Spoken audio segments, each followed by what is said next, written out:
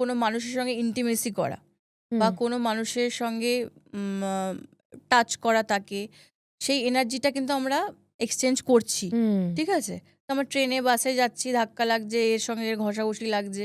তো এইগুলোতে কিন্তু অ্যাকচুয়ালি এনার্জি এক্সচেঞ্জ হয়। তো এই ব্যাপারে আমাদেরকে ভীষণ কেয়ারফুল থাকতে হবে। কারণ আমার এনার্জিটা কিন্তু এক্সহস্ট হয়ে যেতে পারে। বা যেই মানুষটার সঙ্গে আমি ক্লোজে যাচ্ছি বা যেই মানুষটা আমার ক্লোজে আসছে, তার অনেক নেগেটিভ এনার্জি আছে যেগুলো আমি কিন্তু অ্যাবজর্ব করে নিচ্ছি। রাইট। তো এইগুলো কিন্তু পরবর্তীকালে ফিউচারে গিয়ে আমাদের জন্য এটা খুব হার্মফুল হয়ে যেতে পারে। তো তার জন্য তুমি কি রেগুলার এসে বাড়িতে এসে ক্রিস্টাল ক্লিনস করবে? না, আমি বলব একদমই করবে না।